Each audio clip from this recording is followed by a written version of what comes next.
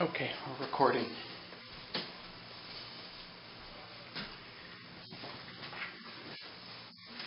It's October 7th, 2011. Happens to be my birthday. Happy birthday. Thank you, Mama.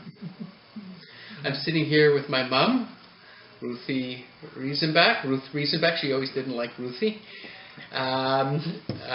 Nilatinsky, and we're going to do an audio interview and also take advantage to show a work in process, which is this book about her father that she's writing. It's going to eventually be quite beautiful. So I'll show you the inside, which we will take pictures of shortly, but we'll be reading from it as well. But this is interviews about you, not about the book, because we're going to do this one under a separate cover. Yeah, you can close the book. So I'm just going to bring up my... So I've downloaded a set of questions from a genealogy site, and it's just it's 50 questions, general overview. But the whole idea is it just acts as a general framework, and of course you allow yourself to diverge and do this kind of thing. It's now 2:40. We'll do it till 3 o'clock, just 20 minutes, and we'll do it a few times, and then eventually we'll have a whole thing. We're not going through the whole 50? We'll see how it's important that we also save energy for tonight, Yom Kippur, Kol Nidre tonight. Okay, so 20 minutes. What is your full name? Born Ruth Litinsky, married Ruth Riesenbach. And what did they call you? Why did they pick that name for you? Well, my Yiddish name is Rachel, and my mother chose a name that she thought was beautiful, Ruth, and so she kept that. That's what she named me. And who's Rachel after? My grandfather, my mother's father, Azriel, and there's a few of us named after him. The others are all called Rosa in Russia and Europe. And I have a picture in my house that you gave me of black and white, of a beautiful woman and a man side by side. Is that Baba Ruthi's? That's my grandparents, Ita and Azriel. I put them together. It was a separate picture. Oh, really? Yeah, okay. They never took together. Oh, I see. That was Rita and Azriel, and that was the man you're named after. Yeah, Azriel. He was killed in the First World War. Was he a civilian, or was he... No, he was in the army. He was in the army. First World War. Left my grandmother with 4 young daughters. She was pregnant with the 4th one. And I have Baba Sophie's life story separately, so we won't go into too much detail there. Did you have a nickname when you were growing up? Yes, Tootsie. Tootsie? Yeah. Who'd call you Tootsie? Well, by my mother's family that brought her down to Belofts, there were 5 in the family, and the neighbors, and everyone knew each other so well. And somebody gave me that name as a child, and that's how they knew me. They called me Tootsie, which I disliked, but later on, that was my childhood days. And you were born in Winnipeg? Yes, St. Boniface Hospital. St. Boniface Hospital on? October 15th, 1932. 1932, October 15th. 9 months and 5 days after my parents were married. Really? Yeah. Just made it. All right. And how did Zeta Sam come to Winnipeg? And Baba Sophie was, both of them. How did they both happen to be in Winnipeg? Well, Zeta Sam, may I lean back? You may certainly lean back. Zeta Sam's father came, when Zeta Sam was 6 years old, he left Russia, Ukraine, you're all from Ukraine. My father was 6 years old. When Zeta Sam's father left Ukraine? Yeah, and my father was born in 1907, so that would have been 1913, just because he didn't want to go into the army. So from what I understand, he had parents here, and I don't know how that came, but my mother told me that the parents were even at their wedding, but I never knew of them or heard too much about them. Do you know their names? No, I don't. Just a minute would be on the gravestones. Then, because we were just there at the cemetery, and I didn't. You filmed it, I think. I think I did. I can go find it. Yeah. Yeah. So, but at that time they didn't say son of the woman, the mother. They never used the mother's name at that time, so I didn't even know her name. And this was 11 years later. It was in he came in 1913, and 1924 my father came. It took him 11 years to save up enough passage to bring 5 people, 4 children and his wife. And of course, he chose the cheapest passage possible.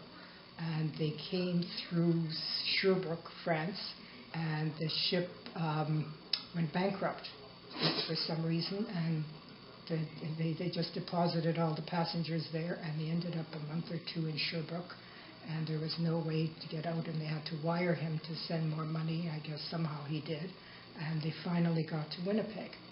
My grandfather worked for the CPR rail at that time. I don't think there was a CN at that time. And he worked there all his life, but he was a very unhappy man. He missed the old country, and he never could adjust to the Canadian ways, and he never smiled. He was always morose, sad-looking. And my father didn't really know him. He didn't have very much of a relationship. Okay. And it's working. So now that we've learned about the limitations of the camera, every 5 minutes we have to push the button again. So your father really didn't know his father very much, and you were going to tell me about their first, about the courtship of Baba, Sophie, and Zeta Sam. Well, they used to play. My father played the balalaika, never took lessons, but he had a natural ear for it. And other people played other instruments, accordion. I remember Bob Rodkin played the harmonica. And so they had a good time. They would enjoy each other's company and sing along the Russian songs from home. And they had cute expressions. They couldn't remember, they were learning English.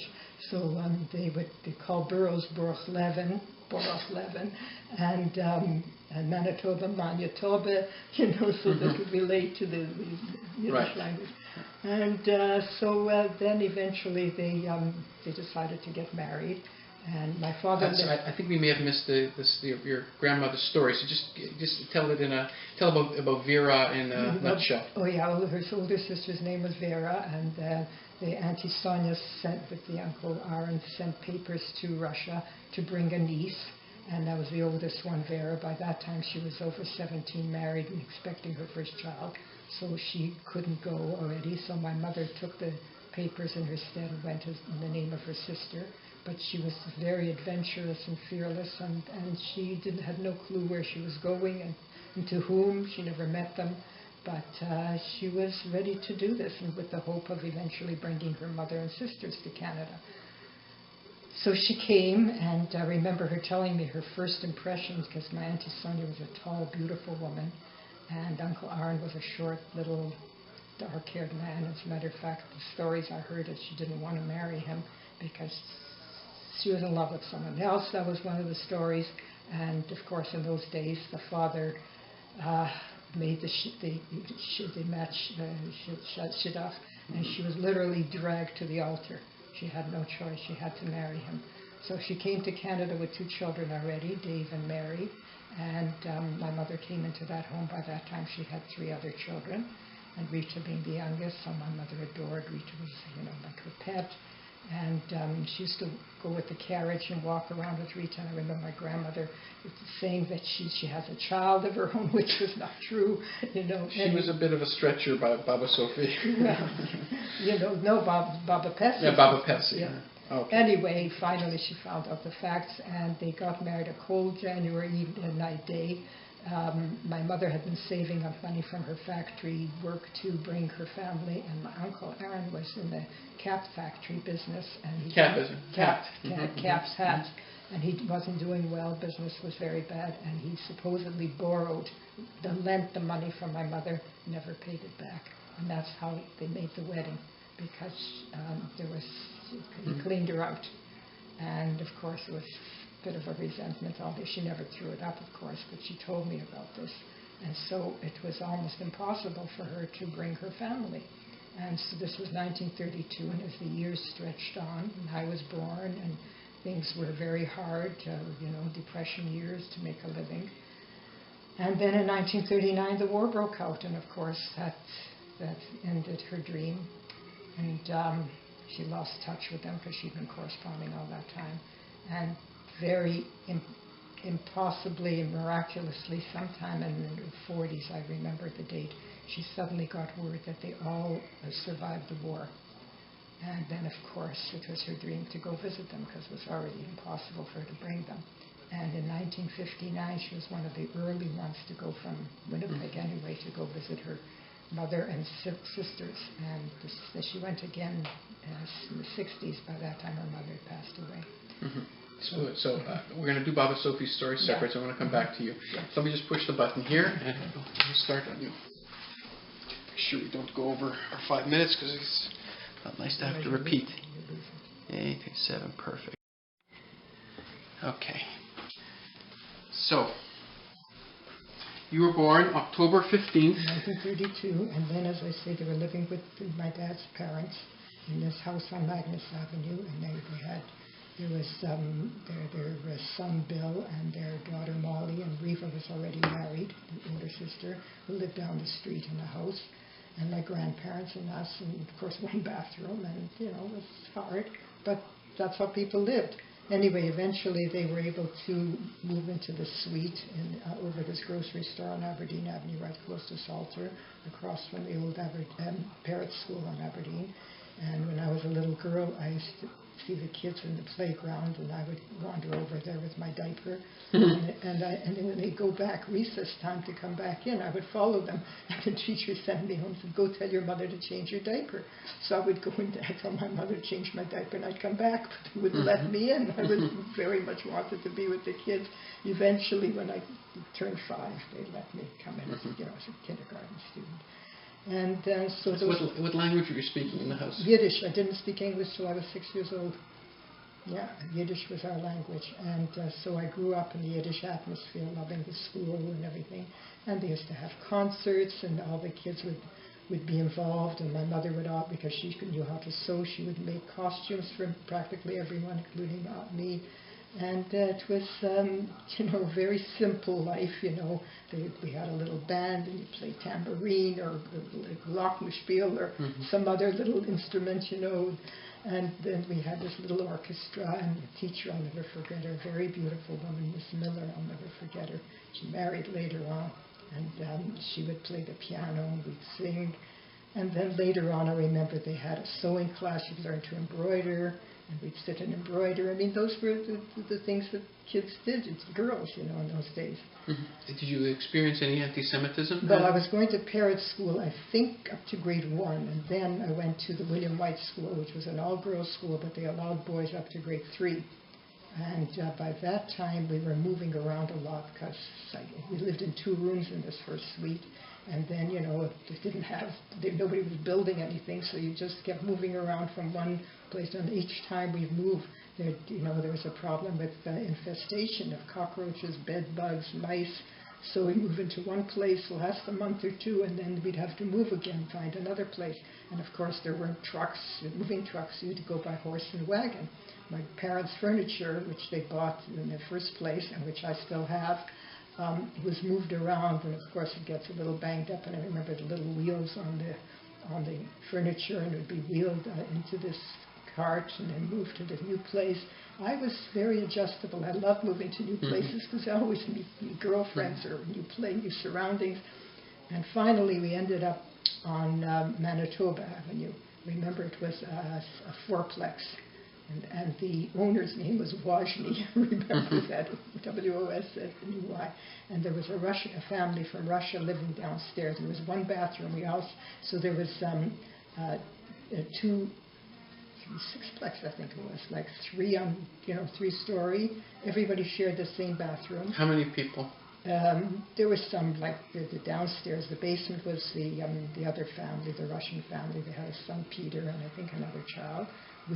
I was only one. My brother was born 6.5 years after me. And then upstairs, I think, was just a couple.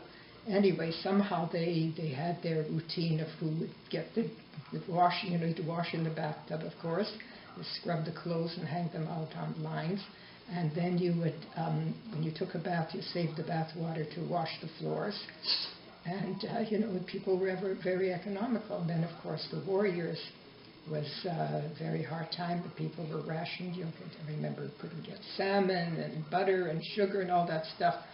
But when my mother had my brother at I was 6.5 years old, At that time, of course, the medical profession was not what it was, and she hemorrhaged, I remember, after, and she was in a bad way, and she had to stay in bed. So we had no choice. We had to hire like a maid to come in, and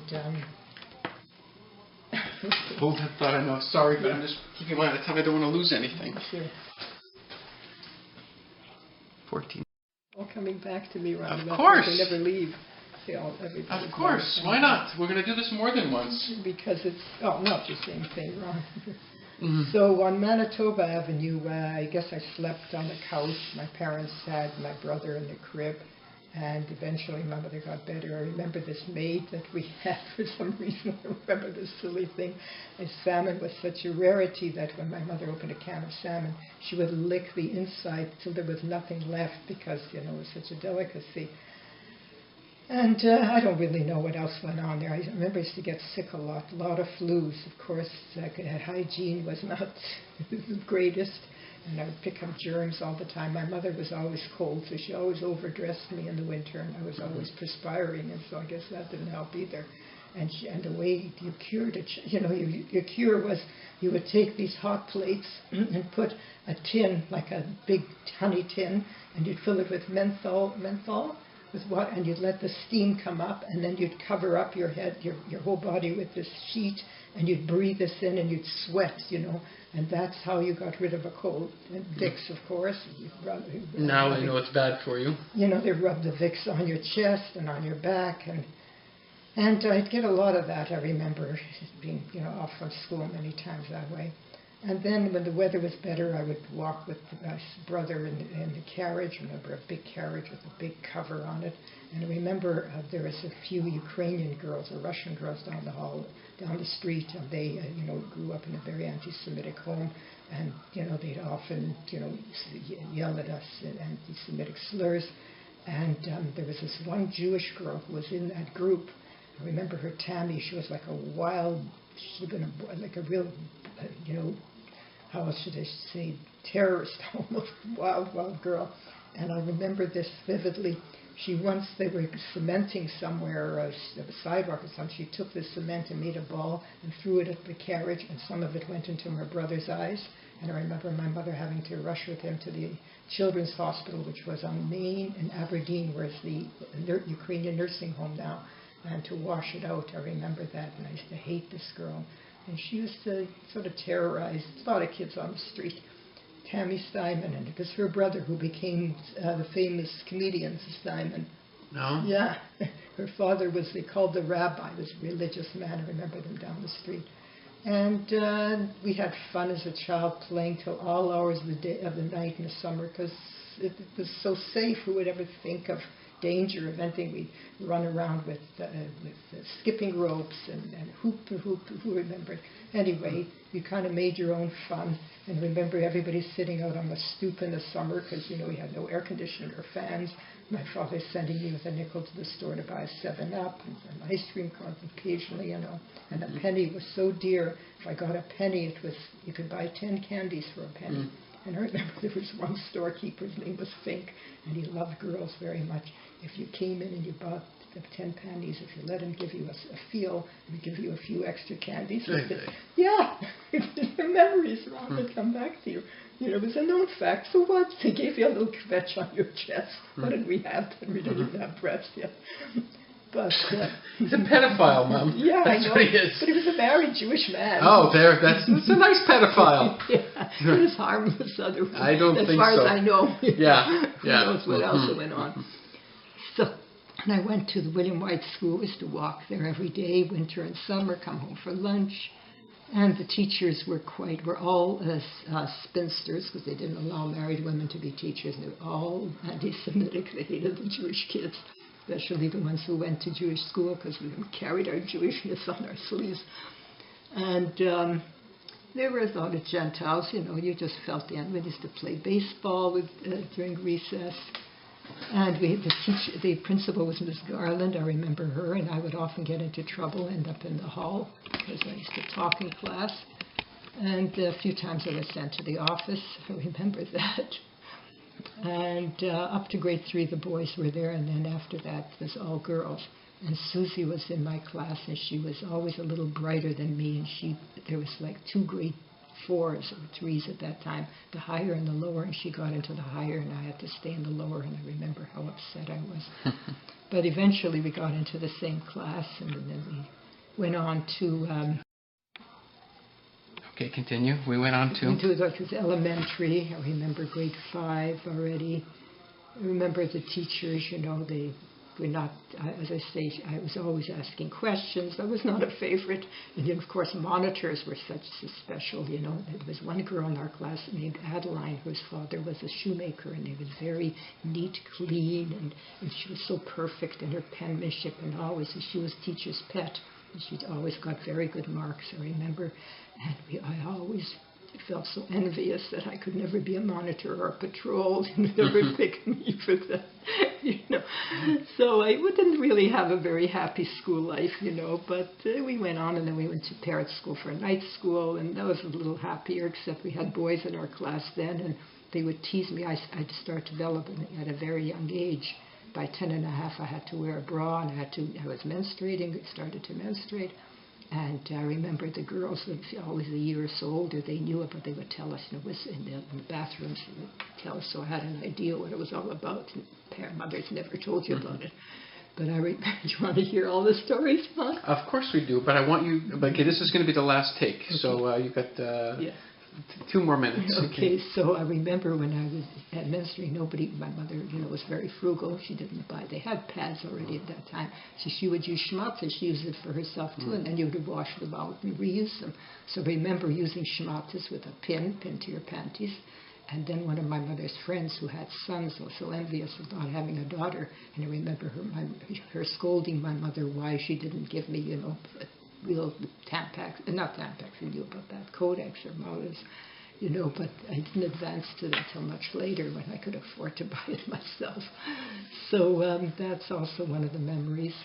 And then Susie had, by that time we moved to Pritchard Avenue, to a different suite, which was more, it was a private suite. We had our own bathroom. It was upstairs in this triplex. Jewish people owned the name of Baron. I remember them vividly. And we had 2 balconies, one on the front and one in the back. And so many stories about Pritchard Avenue. We used to play out in the backyard. How old were you then? I was about 7. And Susie had relatives next door by the name of Robinson. Robinson? Yeah, Jewish people. And it was her father's sister. And she didn't have any other relatives. Her father had nobody else but the sisters, so they were very pleased to come there. And it was our recreation, visiting each other's families. So I got to know her. We became very good friends to this day. And I remember once both of us carrying my brother, what they call a banana seat, where you cross your hands like this, cross, and him sitting, and we were running, and he fell off, and he fell on the sidewalk and hit his head. And, of course, my mother was so upset. Thank God he didn't have a concussion. But anyway, he loved, there was another family, we were friends with the Dichters who lived in Manitoba Avenue, and he was, I forget what kind of job, electrician, or something he could make a better living. And they had this big old house. It was like a triplex or 4plex. And we'd visit there often. They had a son, Jack, and his name was Yankov. And my brother adored him, so when he would, I remember that incident when he felt like, come, we'll take it to Yankel's, try and quiet him, because he was crying, screaming. Of course, that didn't subdue him. But he seemed to be okay. And then I remember another incident. We lived next door to us, like the Robinsons. There was a duplex, and the closest one to us, they were on the other side, was a Jewish family, and they had 2 sons who were kind of swarthy kind of guys. One of them used to deliver the newspaper to us, and we used to walk home from school or from night school, from parrot school, through the back lane. And I remember this one time he was coming out, or maybe he timed it when I was there, and he opened up his pants sly and let his penis hang out. Oh, the streets were safe. There's no problem. You got pedophile grocery store owners. You got people who expose themselves. Those are the good old days. So as he passed by, he punched me in my private parts, and I was shocked, of course. When I came home, I waited a day or so, and I told my mother about it. So the following weekend, I think he delivered the papers only on Friday, the weekend, and she called him up and she told him what he did and, warned him and scolded him, whatever, of course. So that never happened again. But every time I saw him, I would avoid him. So that was one of the other incidents from my childhood. Fantastic. Mom, we're going to stop. I'll go lie down. This is an effort. I know, but you're flowing out of you beautifully. My father had that ability.